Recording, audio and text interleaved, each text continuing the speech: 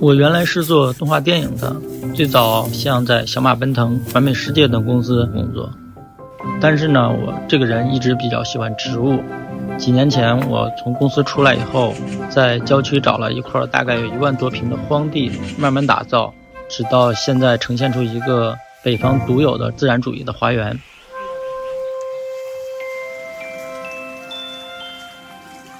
最早我们是从多肉的时候，10几年前，在家里面放1-2盆植物，就一下让你的生活变得充满希望、生命力。所以后来就是越养越多，为了养植物搬过几次家，从楼房搬到院子里，养了不是600多种植物吗？家里的空间不够了啊，我们就找现在这个温室。后来觉得外面地也挺好，就跟游戏升级打怪一样。温室原来它是一个废弃的堆圈，做了几个不同的高度的这种区域的划分，可以做很多垂钓植物，估计现在有个700多种。这棵仙人掌是一个比较特殊的，一个根长了6颗头，挺像那个神话生物那种什么龙啊，这个要开花了，它其实也很像龙的鳞片，然后它的花朵看很迷你。然后这个是我养了一棵多年的鹿角蕨，它就没有用一点点的土，它自己给自己包裹起来，没事我给它喷喷水，它就能长得很好。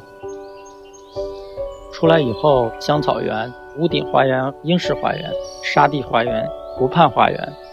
把我们的沙地想象成是一片大海，种植区就像海面上悬浮的一个个岛屿。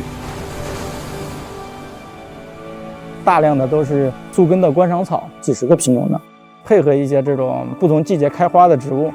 每一个单列出来的一个物种，就相当于是我们画画时候的一支颜料，整个习性摸了一遍，才能无障碍表达。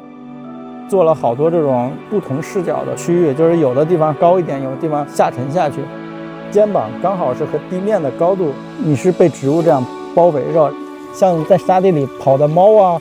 听到这个水声，叶子沙沙沙响的那个感觉就特别好听，嘟嘟嘟嘟嘟嘟嘟。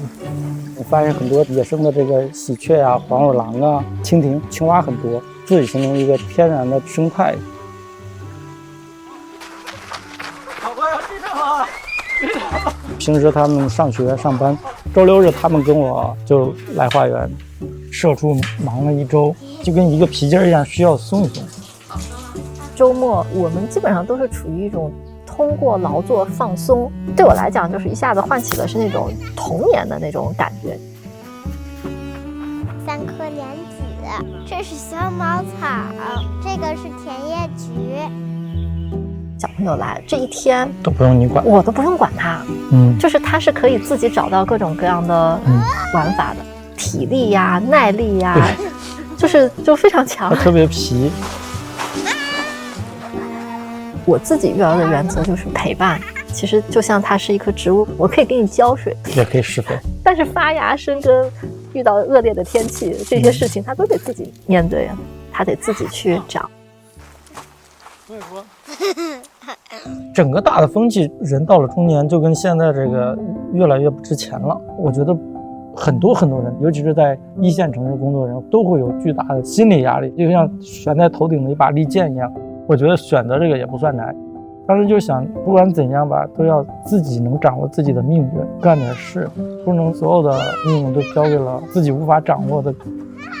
因为我之前是一直在创业，然后他是在一个稳定的平台上去工作的，到了40多岁的这么一个关卡上，我和他的这个角色就互换了。大家都说很羡慕你的这个生活方式，但是回到现实生活当中，40而立，你怎么去说服自己？他就让我一直很有信心，就是前路明不明朗。这几年当中，他没有一天是停下脚步说我今天就躺着了。1年365天是无休的，虽然很累，然后晒得很黑，但是他那个精神状态是很兴奋的，